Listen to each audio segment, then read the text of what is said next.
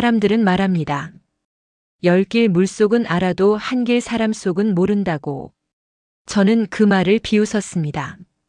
내 나이 70, 산전수전 공중전까지 다 겪은 내가 사람 속 하나 못 들여다볼까 싶었으니까요. 하지만 저는 틀렸습니다. 가장 믿어야 할 가족, 아니 믿고 싶었던 가족이 내 등 뒤에서 칼을 갈고 있을 줄은 꿈에도 몰랐으니까요. 들리십니까? 방금 그 소리. 도둑이 드는 소리가 아닙니다. 강도가 문을 따는 소리도 아닙니다. 바로 며느리가 제 집 안방 건너편 멀쩡한 방문에 자물쇠를 채우는 소리입니다. 이 야심한 새벽 2시에 말입니다. 저는 오늘 며느리를 고소하기로 결심했습니다. 아니, 고소로도 모자랍니다. 이 집에서 당장 내쫓아버릴 겁니다. 세상 착한 척, 순진한 척, 효부인 척은 다 하더니 내 눈을 피해 저 잠긴 문 뒤에서 무슨 짓을 꾸미고 있었던 걸까요? 혹시 제 시신을 숨길 공간이라도 만들고 있었던 건 아닐까요? 지금부터 제가 들려드릴 이야기는 단순히 고부간의 싸움 이야기가 아닙니다. 믿음이 배신으로, 의심이 광기로 변해가는 어느 끔찍했던 일주일간의 기록입니다. 저 방문이 열리는 순간 여러분은 아마 심장이 멎는 듯한 충격을 받으실 겁니다. 제가 그랬던 것처럼요. 자, 이제 저와 함께 그 비밀의 문 앞으로 가보시죠. 구독과 좋아요는 영상 제작에 큰 힘이 됩니다. 내 이름은 김말순. 올해로 69이 되었습니다. 말순이라는 이름이 촌스럽다고요? 네, 저도 압니다. 하지만 제 인생은 이름처럼 촌스럽지 않았습니다. 한때는요. 남편은 동대문에서 꽤 크게 원단 사업을 했고 저는 김 사장님 사모님 소리를 들으며 손에 물 한 방울 안 묻히고 살았습니다. 밍크코트 휘두르고 기사가 운전하는 차를 타고 백화점 나들이를 다니던 시절이 있었죠. 하지만 인생이란 게 참 얄궂습니다. 정점이 있으면 반드시 내리막이 있더군요. 남편이 췌장암으로 1년 만에 허망하게 세상을 떠난 지 벌써 5년. 사업은 부하 직원의 배신으로 반토막이 났고 남은 거라고는 서울 변두리의 이 오래된 32평 아파트 한 채와 통장에 남은 얼마 안 되는 노후 자금이 전부입니다. 영감. 그렇게 빨리 갈 거면 돈이라도 왕창 남겨주고 가지 의리 없이 혼자 훌쩍 가버리나. 지금 이 넓은 집에는 저 혼자 덩그러니 있습니다. 아니, 정확히 말하면 혼자는 아니죠. 며느리 수진이와 함께 삽니다. 하나밖에 없는 내 아들 정훈이는 건설회사 현장 소장입니다.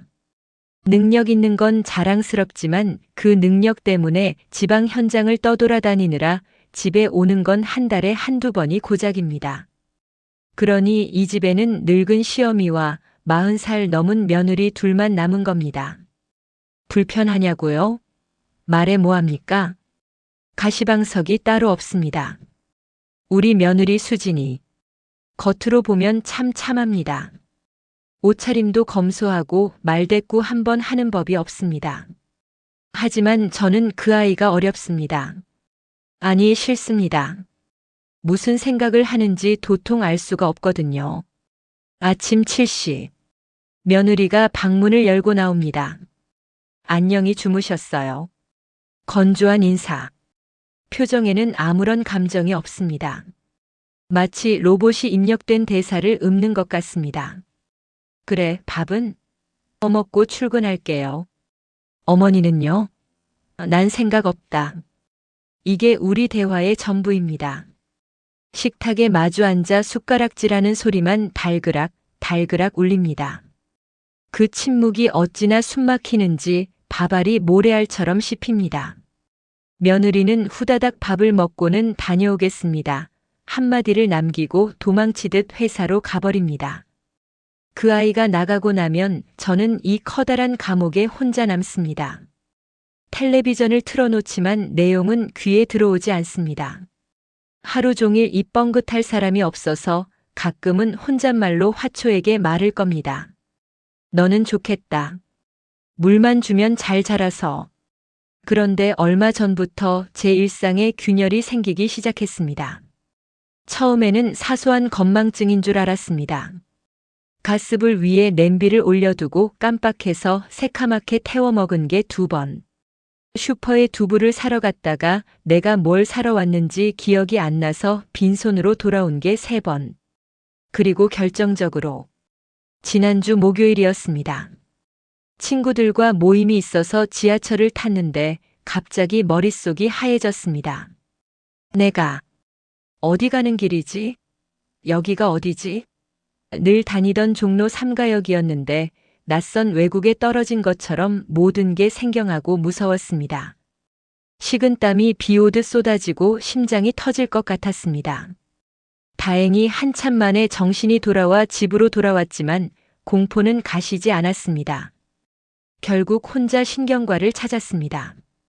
의사 선생님이 차트를 넘기며 무미건조하게 말하더군요. 경도인지장애입니다, 어르신. 알츠하이머, 즉 치매로 진행될 확률이 아주 높아요. 약물 치료 시작하셔야 하고 무엇보다 가족들의 도움이 절실합니다. 치매 그 2글자가 사형 선고처럼 제 가슴에 박혔습니다. 하늘이 노랗게 변하고 바닥이 꺼지는 기분이었습니다. 내가 치매라니. 똥오줌 못 가리고 자식도 못 알아보는 그 끔찍한 병이라니. 병원 문을 나서는데 다리에 힘이 풀려 주저앉을 뻔했습니다. 가장 먼저 든 생각은 아들이 아니었습니다. 바로 며느리였습니다. 이걸 알면 그 아이가 나를 어떻게 생각할까? 안 그래도 시어머니 모시는 걸 짐스러워하는 눈치인데 치매 걸린 시어머니라니. 혹시 나를 요양원에 보내버리진 않을까? 어머니, 이제 저희도 힘들어서 못 모셔요. 하며 내쫓지는 않을까? 집으로 돌아오는 길 저는 결심했습니다. 절대 들키지 말자. 죽는 날까지 내 정신줄 내가 꽉 잡고 그 아이 앞에서는 빈틈도 보이지 말자. 만약 내가 짐이 된다고 느껴지면 그때는 내 발로 나가자. 하지만 그날 저녁 제 결심을 비웃기라도 하듯 며느리의 태도가 묘하게 변하기 시작했습니다. 저녁 식탁에서였습니다. 제가 젓가락질을 하다가 손을 살짝 떨어서 반찬을 떨어뜨렸습니다. 평소 같으면 모른 척했을 며느리가 빤히 제 손을 쳐다보는 겁니다. 그 눈빛, 걱정하는 눈빛이 아니었습니다. 무언가 관찰하는 듯한 차갑고 예리한 눈빛. 어머니, 요즘 어디 편찮으신 데는 없으세요? 며느리가 툭 던진 말에 저는 화들짝 놀랐습니다. 없다. 내가 아픈 데가 어디 있다고 그러냐? 밥이나 먹어라. 저는 짐짓 큰 소리를 쳤지만 며느리는 의심스러운 눈초리를 거두지 않았습니다. 그리고 그날 밤 저는 화장실에서 며느리가 누군가와 통화하는 소리를 듣고 말았습니다. 네, 맞아요. 증상이 좀 보이시는 것 같아요. 네. 빨리 준비해야 할 것 같아요. 더 심해지시기 전에. 심장이 쿵 하고 내려앉았습니다. 증상? 빨리 준비해. 설마 눈치챈 건가? 나를 요양원에 보낼 준비를 벌써 시작한 건가? 그때부터였습니다. 며느리의 일거수일투족이 의심스러워 보이기 시작한 것은. 그리고 며칠 뒤 드디어 그 사건이 터지고 말았습니다. 그날은 유난히 잠이 오지 않는 밤이었습니다. 치매 진단을 받은 후로 불면증이 도져서 뜬 눈으로 밤을 지새우는 날이 많아졌죠. 새벽 1시쯤 되었을까요? 안방에서 누워있는데 거실에서 쿵, 쿵 하는 둔탁한 소리가 들렸습니다. 발소리가 아니었습니다. 무거운 물건을 바닥에 내려놓는 소리였습니다. 이 밤중에 무슨 일이지? 저는 이불을 걷어차고 살금살금 방문 쪽으로 기어갔습니다. 문틈을 아주 조금 손톱만큼만 열고 거실을 내다봤습니다. 거실 불은 꺼져 있었지만 베란다를 통해 들어오는 가로등 불빛 때문에 희미하게 사물이 보였습니다. 그 어둠 속에서 며느리가 움직이고 있었습니다. 현관 앞에 택배 박스들이 산더미처럼 쌓여 있더군요. 낮에는 보지 못했던 박스들입니다. 아마 퇴근하면서 몰래 가져왔거나 제가 잠든 사이에 문 앞에 둔 걸 들여놓은 게 분명했습니다. 며느리는 땀을 뻘뻘 흘리며 그 박스들을 옮기고 있었습니다. 그런데 옮기는 장소가 수상했습니다. 안방 맞은편 평소에는 잘 쓰지 않는 작은 방. 남편이 살아생전 서재로 쓰다가 죽고 나서는 창고처럼 잡동사니만 넣어둔 그 방으로 박스들을 밀어넣고 있었습니다. 저는 숨을 죽이고 지켜봤습니다. 박스 겉면에는 아무런 글씨도 쓰여 있지 않았습니다. 무슨 칠작전이라도 수행하는 사람처럼 며느리는 주위를 두리번거리며 조심스럽게 행동했습니다. 도대체 저 안에 뭐가 들었길래 저렇게 도둑고양이처럼 구는 거야? 박스를 다 옮긴 며느리는 허리에 손을 얹고 잠시 숨을 고르더니 주머니에서 무언가를 꺼냈습니다. 번쩍이는 금속성 물체. 그리고 드라이버. 드르륵, 드르륵. 작은 방 문 손잡이를 뜯어내는 소리가 들렸습니다. 저는 제 눈을 의심했습니다. 멀쩡한 방문 손잡이를 뜯어내고 그 자리에 새로운 손잡이를 달고 있었습니다.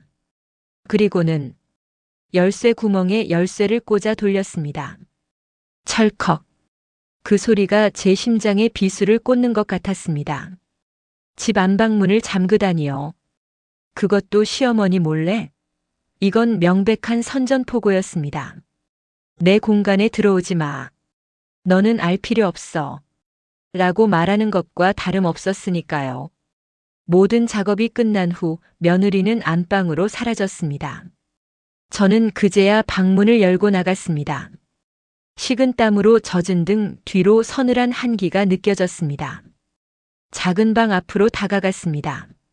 새로 교체된 은색 손잡이는 달빛을 받아 차갑게 번들거리고 있었습니다. 손잡이를 잡고 돌려봤습니다. 덜컥 덜컥. 꿈쩍도 하지 않습니다. 굳게 잠겨 있습니다. 그 순간 머릿속에서 온갖 끔찍한 상상이 스파크처럼 튀어올랐습니다. 가설일. 내 물건을 훔쳐서 팔아먹으려고 모아놨다. 아닙니다. 집에 돈 될 만한 건 이미 다 팔았습니다. 훔쳐갈 것도 없습니다. 가설 2. 바람이 났다. 설마 남자가 생긴 건가? 그 남자가 준 선물들을 숨겨놓은 건가? 아니면 정말 끔찍한 상상이지만 혹시 저 방에서 누군가와 통화를 하거나 밀회를 즐기기 위해 아지트를 만든 건가? 가설 3. 나를 가두기 위한 감옥. 가장 유력하고 가장 무서운 가설이었습니다. 치매 걸린 시어머니가 사고치지 못하게 저 방을 개조해서 감금하려는 계획. 벽에 방음제를 붙이고 창문에는 쇠창살을 달고 뉴스에서 봤던 그 끔찍한 노인 학대의 현장이 바로 내 집이 되는 것은 아닐까? 생각이 거기까지 미치자 다리가 후들거려 서 있을 수가 없었습니다. 저는 그 자리에 주저앉아 닫힌 문을 노려봤습니다. 배신감에 치가 떨렸습니다. 내가 너를 어떻게 대했는데? 밥 한 번 제대로 얻어먹은 적 없고 내 눈치 보느라 내 집에서도 까치발 들고 다녔는데 감히 내가 나한테 이럴 수 있어? 다음 날 아침 전쟁은 시작되었습니다. 식탁 위에는 여전히 침묵이 감돌았지만 공기의 무게는 어제와 달랐습니다. 제가 먼저 입을 열었습니다. 애미야. 네, 어머니. 며느리는 눈도 마주치지 않고 국을 떠먹었습니다. 저 작은 방 문 왜 잠겨 있니? 순간 며느리의 숟가락질이 멈췄습니다. 아주 찰나의 순간이었지만 며느리의 눈동자가 심하게 흔들리는 걸 저는 놓치지 않았습니다. 아, 그거 보셨어요? 그래, 봤다. 이 집주인은 나다. 내 집 방문을 왜 내 멋대로 잠그는 거냐? 며느리는 잠시 머뭇거리더니 이내 태어난 척 거짓말을 늘어놓기 시작했습니다. 별거 아니에요, 어머니. 그냥 회사 중요 서류들을 좀 가져왔는데 보안이 필요한 거라서요. 어머니가 혹시 청소하다가 버리실까봐. 회사 서류? 회사 서류를 왜 라면 박스에 담아서 새벽에 몰래 옮기냐? 내가 멍청이로 보이니? 제가 목소리를 높이자 며느리의 얼굴이 굳어졌습니다. 어머니, 왜 그렇게 예민하게 구세요? 그냥 제 짐이에요.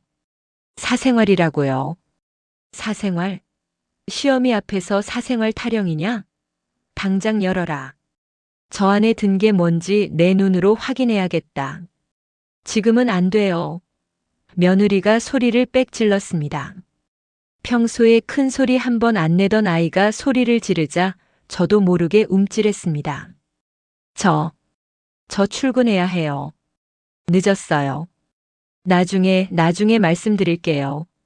며느리는 허둥지둥 가방을 챙겨 밖으로 나가버렸습니다. 쾅 하고 현관문이 닫히는 소리가 마치 제 가슴을 때리는 것 같았습니다. 지금은 안 된다. 나중에 말하겠다. 그 말은 곧 지금 들키면 안 되는 무언가가 있다는 뜻입니다. 저는 확신했습니다. 저 방 안에는 며느리의 추악한 비밀이 숨겨져 있다고. 그리고 그 비밀은 분명 나와 관련된 불길한 것임이 틀림없다고. 혼자 남은 저는 집안을 수색하기 시작했습니다. 셜록 홈즈가 된 심정으로 며느리가 남기고 간 흔적들을 뒤졌습니다. 쓰레기통부터 엎었습니다. 커피 찌꺼기와 과일 껍질 사이에서 꼬깃꼬깃 구겨진 영수증 뭉치가 나왔습니다. 손을 덜덜 떨며 영수증을 펴봤습니다. XX 철물점 강력 접착제, 실리콘, 방음 스펀지 5호 인테리어 벽지, 페인트 화이트 약국 수면 유도제. 머리를 한 대 맞은 것 같았습니다. 방음 스펀지와 수면 유도제. 이건 빼박이었습니다. 나를 저 방에 가두고 시끄럽게 굴면 수면제를 먹여 재우려는 속셈이구나. 방음 스펀지는 내 비명소리가 새어나가지 않게 하려는 거고, 공포가 분노로 바뀌는 건 순식간이었습니다. 저는 부엌으로 달려가 식칼을 꺼내 들었다가 다시 내려놓았습니다. 아닙니다. 이렇게 감정적으로 대응하면 내가 지는 겁니다. 내가 미친 노인네 취급을 받을 뿐입니다. 증거를 잡아야 합니다. 확실한 물증을 잡아서 아들놈한테 보여주고 2년의 가면을 벗겨버려야 합니다. 저는 다시 작은 방 앞으로 갔습니다. 문틈에 코를 박고 냄새를 맡아봤습니다. 역한 냄새가 났습니다. 본드 냄새 같기도 하고 페인트 냄새 같기도 한 화학약품 냄새. 이 냄새가 제 가설을 더욱 확신시켜 주었습니다. 좋아, 내가 문을 안 열어준다 이거지. 그럼 내가 여는 수밖에. 저는 전화기를 들었습니다. 열쇠 수리공을 부르기 위해서였습니다. 여보세요? 거기 열쇠집이죠? 여기 문이 잠겼는데. 네, 당장 와주세요. 웃돈은 얼마든지 드릴 테니까. 전화를 끊고 소파에 앉아 닫힌 문을 노려봤습니다. 내 심장은 분노로 펄펄 끓고 있었습니다. 며느리 김수진. 내가 감히 나를 고려장시키려고 해? 어림없다. 내가 널 먼저 쫓아내고 말 테다. 두고 봐라. 이 문이 열리는 순간 내 인생도 끝장이다. 그런데 그때였습니다. 딩동 마이너스 초인종이 울렸습니다. 열쇠공이 벌써 왔나? 싶어 인터폰을 확인했는데 화면에 비친 사람은 열쇠공이 아니었습니다. 바로 제 아들 정훈이었습니다. 엄마, 나야. 문 좀 열어줘. 아들은 지방에 있어야 할 시간인데 왜 예고도 없이 온 걸까요? 혹시 며느리가 벌써 선수 친 걸까요? 내가 치매라고 이상하다고 아들한테 일러바쳐서 나를 잡으러 온 걸까요? 문 손잡이를 잡은 제 손이 땀으로 흥건해졌습니다. 이 문을 열면 정말 모든 게 끝날 것 같은 불길한 예감이 들었습니다. 하지만 저는 몰랐습니다. 이 모든 것이 엄청난 반전의 서막에 불과했다는 것을. 현관문이 열리고 아들 정훈이가 들어왔습니다. 한 달 만에 보는 아들입니다. 평소 같았으면 아이고 내 새끼 왔느냐 하며 버선발로 뛰어나가 등짝을 두들겨줬을 겁니다. 하지만 지금은 다릅니다. 제 눈에는 아들이 반가운 손님이 아니라 저승사자처럼 보였습니다. 아들의 표정은 어두웠습니다. 지방 현장 일이 고된지 얼굴은 까칠했고 양복 어깨에는 비듬이 내려앉아 있었습니다. 하지만 제 눈에 가장 먼저 들어온 건 아들의 눈빛이었습니다. 어딘가 불안해 보이는, 그리고 저를 피하는 듯한 그 눈빛. 엄마, 별일 없으세요? 아들이 신발을 벗으며 묻습니다. 목소리에 힘이 하나도 없습니다. 저는 현관 중문 앞에 장승처럼 서서 아들을 노려봤습니다. 별일이 있고 말고. 내가 여긴 웬일이냐? 올 때도 안 됐는데. 내 처가 오라고 시키더냐? 제날 선 말투에 아들이 미간을 찌푸립니다. 엄마는 무슨 말을 그렇게 해? 그냥 근처 본사에 회의 있어서 왔다가 들른 거야. 수진이한테는 말 안 했어. 거짓말 마라. 너희 둘이 짠 거 내가 모를 줄 아냐? 나 요양원 보내려고 작당 모의한 거 다 안다. 제 고함에 아들이 기가 막히다는 듯 헛웃음을 지었습니다. 요양원? 무슨 요양원? 엄마, 노망 났어? 갑자기 무슨 소리야? 노망. 아들 입에서 나온 그 단어가 제 가슴을 후벼 팠습니다. 그래, 너도 내 마누라랑 똑같이 생각하고 있었구나. 늙은 엄마는 노망난 노인네일 뿐이구나. 그때였습니다. 제 뒤에서 엘리베이터 문이 열리고 낯선 남자가 공구 가방을 들고 나타났습니다. 제가 불렀던 열쇠 수리공이었습니다. 문 따달라고 하신 분? 아들이 눈을 동그랗게 뜨고 열쇠공과 저를 번갈아 봤습니다. 문? 엄마, 이게 다 뭐야? 무슨 문을 따? 저는 아들의 팔을 뿌리치고 열쇠공에게 소리쳤습니다. 아저씨, 여기에요. 어서 들어와요. 저 방 문 좀 당장 따주세요. 열쇠공이 쭈뼛거리며 신발을 벗으려는데 아들이 열쇠공의 앞을 막아섰습니다. 아저씨, 가세요. 저희 어머니가 좀 착각하신 것 같습니다. 가세요, 어서. 아니, 정훈아. 비켜라. 저 안에 뭐가 있는지 내 눈으로 봐야겠다. 내 마누라가 저 안에다 나를 가둘 감옥을 만들어 놨단 말이다. 거실은 순식간에 아수라장이 되었습니다. 저는 열쇠공을 끌어당기고 아들은 열쇠공을 밀어내고, 열쇠공은 이 미친 모자 사이에서 어쩔 줄 몰라 했습니다. 죄송합니다. 다음에 올게요. 결국 열쇠공은 도망치듯 나가버렸습니다. 쾅! 현관문이 닫히자 집안에는 무거운 정적만이 흘렀습니다. 아들은 넥타이를 거칠게 풀어 헤치며 소파에 주저앉았습니다. 엄마, 제발 좀. 나 피곤해 죽겠어. 집에 오자마자 이게 무슨 구판이야? 군판? 너는 내 엄마가 죽게 생겼는데 피곤하다는 소리가 나오냐? 저 방을 보란 말이다. 저는 손가락질하며 굳게 닫힌 작은 방을 가리켰습니다. 자물쇠가 채워진 문. 아들이 고개를 돌려 그 문을 봤습니다. 잠시 침묵하던 아들이 입을 열었습니다. 수진이가 짐 정리한다고 했어. 엄마 건드리면 싫어하시니까 잠가둔 거라고. 짐 정리? 넌 그 말을 믿냐? 저 안에서 밤마다 무슨 소리가 나는지 알아? 쿰쿰한 약품 냄새에 벽에 뭘 붙이는 소리에. 내가 다 들었다. 너 솔직히 말해. 너도 알고 있지? 나 치매기 있는 거 알고 저기다 가두려는 거지. 제 입에서 치매라는 말이 나오자 아들의 표정이 굳어졌습니다. 엄마, 병원 갔었어? 그래. 갔다. 의사가 그러더라. 치매라고. 그래서 너희들이 날 버리려고 하는 거잖아. 저는 바닥에 주저앉아 통곡했습니다. 억울했습니다. 남편 죽고 이 악물고 아들 하나 키워냈는데 내 청춘, 내 인생 다 갈아 넣어 키운 자식이 며느리 편을 들며 나를 정신병자 취급하는 이 현실이 너무나 비참했습니다. 그때 현관문이 열리고 며느리가 들어왔습니다.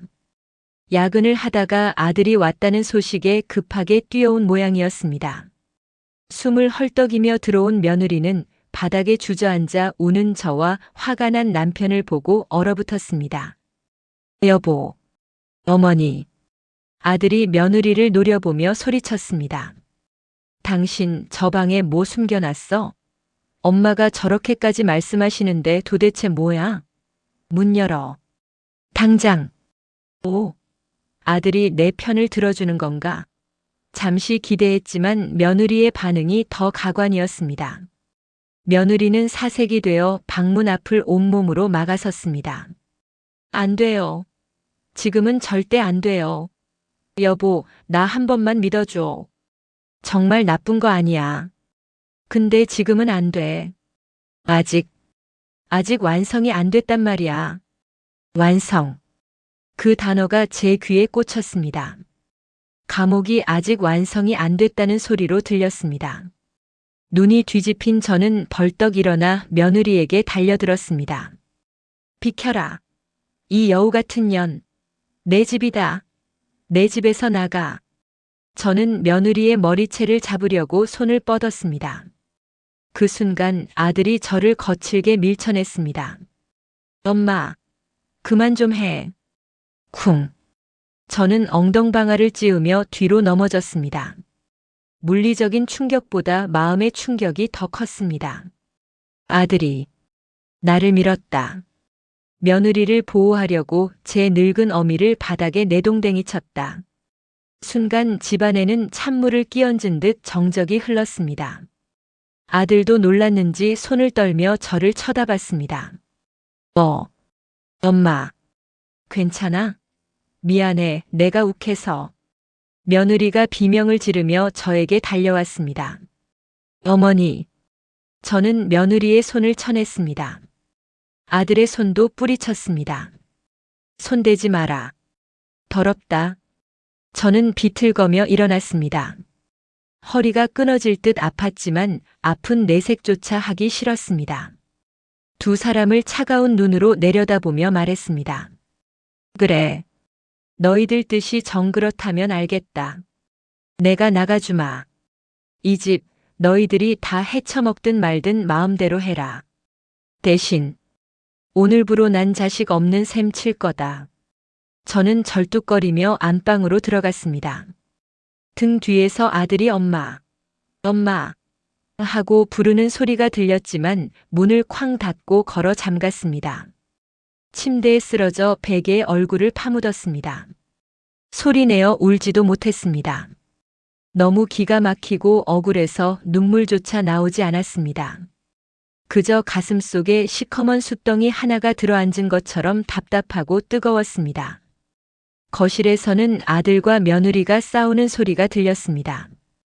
당신 도대체 뭘 숨긴 거야? 그냥 보여드리면 되잖아. 안 된다고 했잖아. 며칠만. 딱 이틀만 더 있으면 돼. 그때까지만 참아줘. 미치겠네 진짜. 아들은 현관문을 박차고 나가버렸습니다. 집안에는 다시 저와 며느리 둘만 남았습니다. 거실에서 며느리의 억눌린 울음소리가 들려왔습니다. 하지만 저는 동정심 따위는 느끼지 않았습니다. 쉬워하지 마라. 악어의 눈물 따위에 내가 또 속을 줄 알고. 그날 밤 저는 뜬 눈으로 밤을 새웠습니다. 복수심이 불타올랐습니다. 이대로 당하고만 나갈 수는 없다. 내가 감추고 있는 저 미완성의 무언가를 반드시 찾아내서 세상 천지에 내 악행을 까발리고 말겠다. 아침이 밝았습니다. 며느리는 출근을 하지 않은 것 같았습니다. 거실에서 인기척이 없었습니다. 방문을 열고 나가보니 식탁 위에 쪽지가 하나 놓여 있었습니다. 어머니 죄송해요. 잠깐 나갔다 올게요. 점심은 밥솥에 있어요. 제발 그 방문은 억지로 열지 말아주세요. 부탁드립니다. 부탁? 웃기고 있네. 저는 코웃음을 쳤습니다. 집안은 쥐 죽은 듯 조용했습니다. 지금이 기회였습니다. 어제는 열쇠공을 부르려다 실패했지만 오늘은 다릅니다. 저는 직접 증거를 찾기로 했습니다. 며느리의 방으로 들어갔습니다. 평소라면 며느리 방을 뒤지는 짓 따위는 하지 않았겠지만 지금은 비상시국입니다. 화장대 서랍, 옷장, 가방. 열쇠를 찾았지만 나오지 않았습니다. 아마 몸에 지니고 나간 모양입니다. 허탈한 마음에 침대에 걸터 앉았습니다. 그때 베개 밑에서 낡은 가죽 다이어리 하나가 삐죽 나와 있는 것이 보였습니다.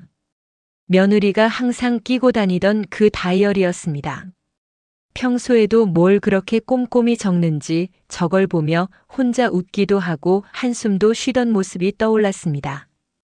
저는 떨리는 손으로 다이어리를 집어들었습니다.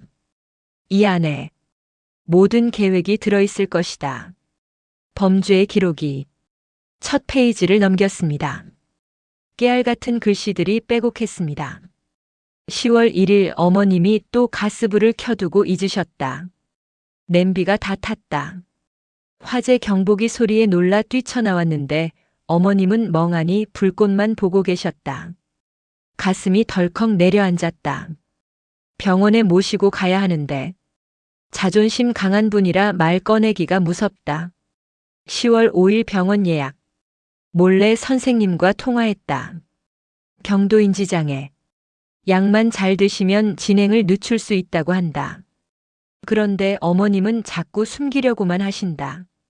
내가 모르는 줄 아시나 보다. 모르는 척 해드리는 게 효도일까? 아니면 대놓고 챙겨드리는 게 맞을까? 너무 어렵다. 읽어내려가는 제 손이 가늘게 떨리기 시작했습니다. 여기엔 요양원이나 감금 같은 단어는 없었습니다. 오로지 저에 대한 관찰과 걱정뿐이었습니다. 하지만 저는 의심을 거두지 않았습니다. 이건 자기가 볼 때 죄책감 덜려고 쓴 위선적인 글일 수도 있어.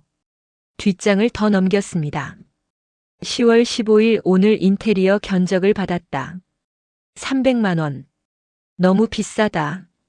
정훈이 월급 뻔하고 시댁 생활비 드리고 나면 적금 붓기도 빠듯한데.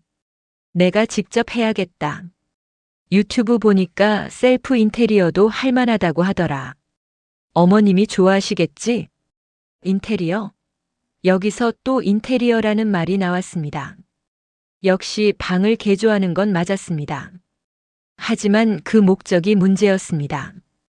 다음 장을 넘기던 중 다이어리 사이에 끼워져 있던 종이 뭉치가 툭 하고 떨어졌습니다. 저는 바닥에 떨어진 종이들을 주워들었습니다. 그것은 제가 상상했던 감옥 설계도가 아니었습니다. 첫 번째 종이는 낡은 악보였습니다. 제목 동백아가씨 가수 이미자, 악보 귀퉁이에는 며느리의 메모가 적혀 있었습니다. 어머님이 설거지할 때마다 흥얼거리는 노래. LP판을 구해야 하는데 중고장터에도 잘 없다. 서울 황학동 시장을 뒤져봐야겠다. 두 번째 종이는 빛바랜 편지 사본들이었습니다. 어라? 이건 죽은 내 남편이 군대 시절 나에게 보냈던 연애 편지들이잖아. 장롱 깊숙한 곳, 곰팡 내 나는 상자 안에 처박혀 있던 그 편지들이 왜 여기 있지? 편지들은 깨끗하게 복사되어 코팅까지 되어 있었습니다. 그리고 마지막 종이. 어설프게 그린 방 구조도였습니다. 작은 방 개조 계획안. 벽면 따뜻한 살구색 어머님이 칙칙한 색 싫어하심. 바닥 미끄럼 방지 매트 시공 넘어지시면 큰일남.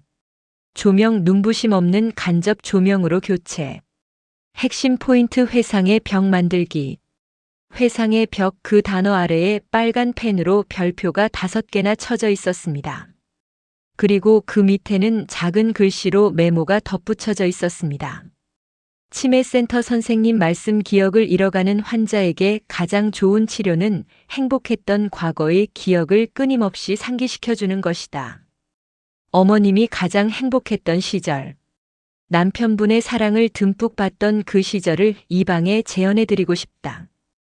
이 방에 계실 때만큼은 어머님이 외롭지 않으셨으면 좋겠다. 아, 입에서 저절로 탄식이 새어나왔습니다. 머릿속을 꽉 채우고 있던 감금, 학대, 요양원이라는 단어들이 와르르 무너져 내렸습니다. 방음 스펀지는 제 비명 소리를 막기 위한 게 아니라 제가 좋아하는 음악을 마음껏 들으라고 붙인 것이었습니다.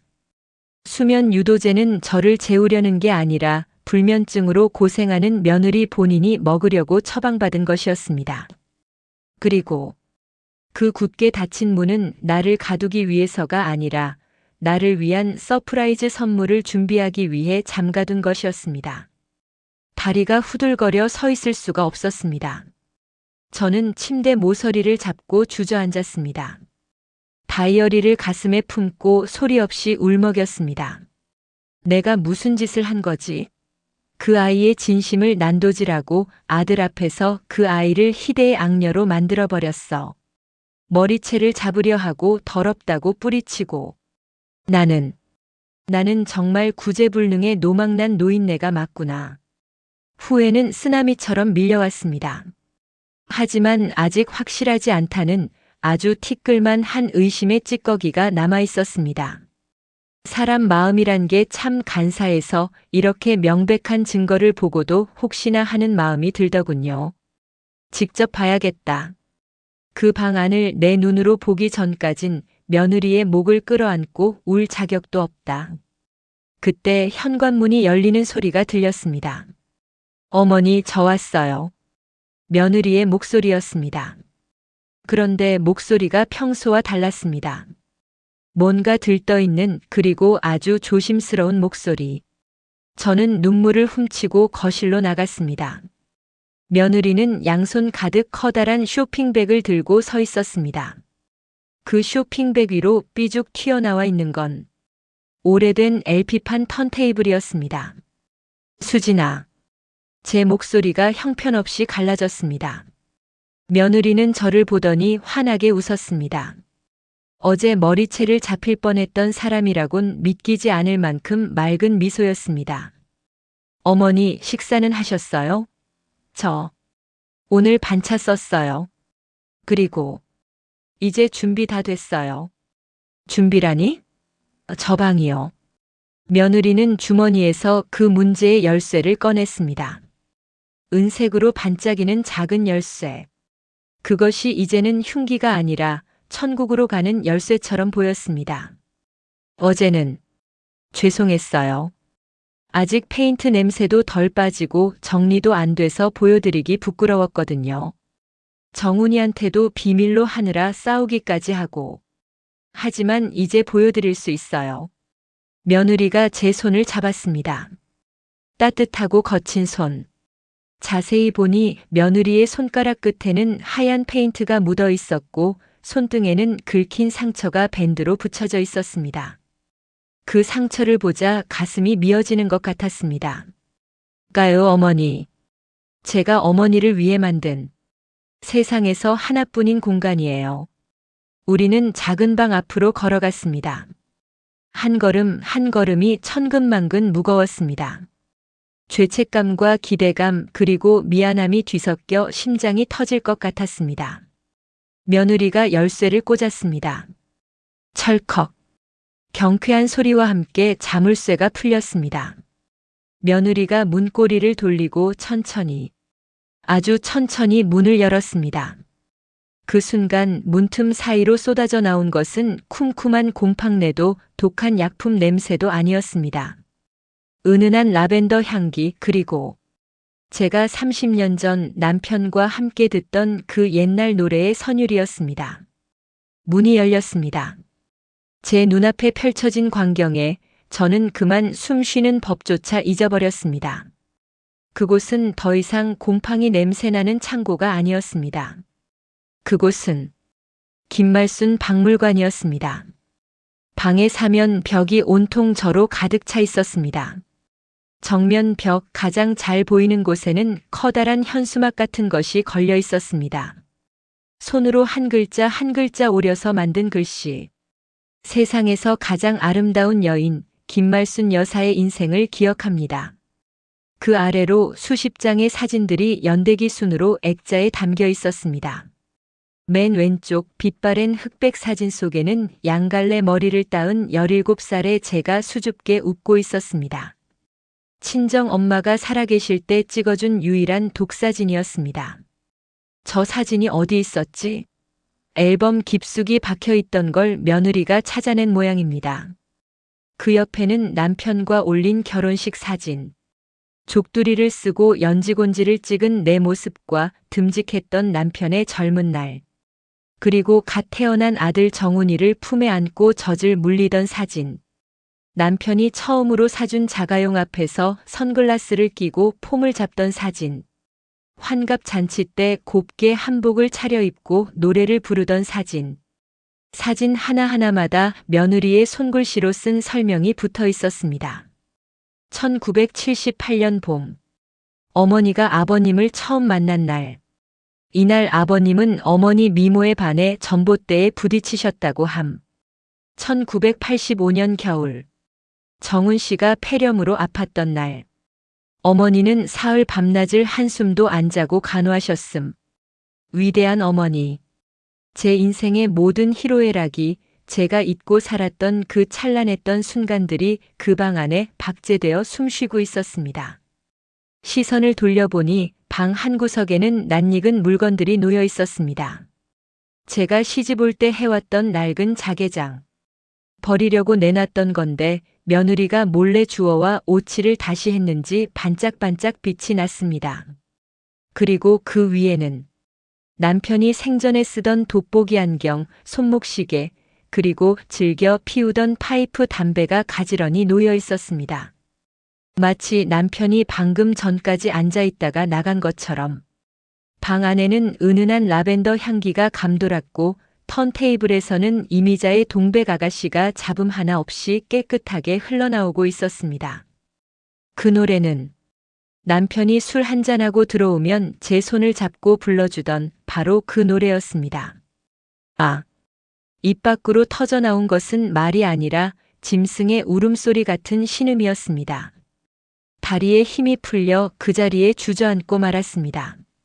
무릎이 바닥에 부딪혀 쿵 소리가 났지만 아픔조차 느껴지지 않았습니다. 제 뒤에 서 있던 며느리가 화들짝 놀라 달려와 저를 부축했습니다. 어머니, 왜 그러세요? 어디 편찮으세요? 저는 떨리는 손으로 며느리의 옷자락을 꽉 쥐었습니다. 고개를 들어 며느리의 얼굴을 봤습니다. 화장기 없는 맨얼굴. 눈 밑에는 다크서클이 퀭하게 내려앉아 있고 손가락에는 반창고가 덕지덕지 붙어 있는 내 며느리. 이 아이가 이 모든 걸 혼자 했다고. 직장 다니며 시집살이 하기도 벅찼을 텐데 밤잠 줄여가며 이 방을 꾸몄다고. 수진아, 이게 다 뭐냐? 나는 내가 나를 가두려고, 나를 버리려고. 제 목소리는 흐느낌에 묻혀 제대로 나오지 않았습니다. 며느리는 바닥에 무릎을 꿇고 저와 눈높이를 맞췄습니다. 그녀의 눈에도 그렁그렁 눈물이 맺혀 있었습니다. 어머니, 죄송해요. 정말 죄송해요. 병원에서 그러셨잖아요. 어머니 기억이 조금씩 지워질 수도 있다고. 너무 무서웠어요. 어머니가 저를 잊어버리실까봐. 아니, 그것보다 어머니 자신이 얼마나 훌륭하고 사랑받는 사람이었는지 잊어버리실까봐. 그게 너무 겁이 났어요. 며느리는 제 거친 손을 자신의 두 손으로 감싸 쥐었습니다. 그 손의 온기가 어찌나 뜨거운지 얼어붙었던 제 심장이 녹아내리는 것 같았습니다. 그래서 만들었어요. 어머니가 기억을 잃어버리시면 제가 여기서 다시 찾아드리면 되잖아요. 100번이고 1000번이고 이 사진들 보여드리면서 설명해 드릴게요. 어머니, 이 남자가 어머니를 목숨보다 사랑했던 남편이에요. 어머니는 이렇게 예쁜 분이셨어요. 그렇게 매일매일 알려드리고 싶었어요. 감옥이 아니에요, 어머니. 여기는 어머니의 기억을 지키는 요새예요. 요새. 나를 지키는 요새. 그 말을 듣는 순간 저는 참았던 눈물을 댐 터지듯 쏟아냈습니다. 으엉. 체면이고 뭐고 없었습니다. 아이처럼 목 놓아 울었습니다. 내가 미쳤지. 내가 노망이 들어도 단단히 들었지. 이렇게 예쁜 마음을, 그 고운 마음을 의심하고 머리채를 잡네, 내쫓네. 내가 죽일년이다. 내가 죄인이다. 저는 며느리를 끌어안았습니다. 땀 냄새와 페인트 냄새가 섞인 며느리의 품이 세상 그 어떤 명품 향수보다 향기로웠습니다. 며느리도 제 어깨에 얼굴을 묻고 소리내어 울었습니다. 아니에요, 어머니. 제가 잘못했어요. 진작 말씀드릴 걸. 놀래켜드리고 싶은 욕심에.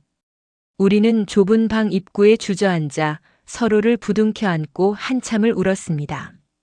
지난 일주일간의 오해와 불신, 미움과 공포가 눈물과 함께 씻겨 내려갔습니다. 닫혀있던 것은 방문이 아니었습니다. 며느리를 남이라고 생각했던, 며느리의 사랑을 믿지 못했던 제 옹졸한 마음의 문이었습니다. 그때였습니다. 현관문이 벌컥 열리고 아들 정훈이가 뛰어들어왔습니다. 어제 싸우고 나갔던 아들은 제가 또 며느리를 잡고 있는 줄 알고 기겁을 하며 달려왔습니다. 엄마, 또 왜 그래? 수진이한테 손대지 마. 아들은 씩씩거리며 거실로 들어섰다가 얼음처럼 굳어버렸습니다. 바닥에 주저앉아 서로를 껴안고 울고 있는 고부. 그리고 그 뒤로 활짝 열린 기억의 방. 아들은 멍하니 열린 방문 안을 들여다봤습니다. 어머니의 젊은 시절, 아버지의 유품, 따뜻한 조명. 그제야 아들도 상황을 파악한 듯 했습니다. 아들의 눈시울이 붉어졌습니다. 이게 수진이 내가 다 한 거야? 혼자서? 며느리는 눈물을 닦으며 고개를 끄덕였습니다. 응. 당신한테 말하면 일하다 말고 뛰어올까봐. 그리고 당신이 알면 엄마가 금방 눈치채실까봐. 아들은 털썩 무릎을 꿇었습니다. 그리고 저와 며느리를 동시에 끌어안았습니다. 미안해. 나만 몰랐네. 나만 나쁜 놈이었네.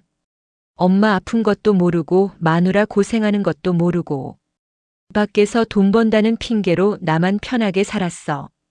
세 식구는 엉엉 울었습니다. 그날 흘린 눈물의 양이면 아마 우리 집 거실이 한강이 되었을 겁니다.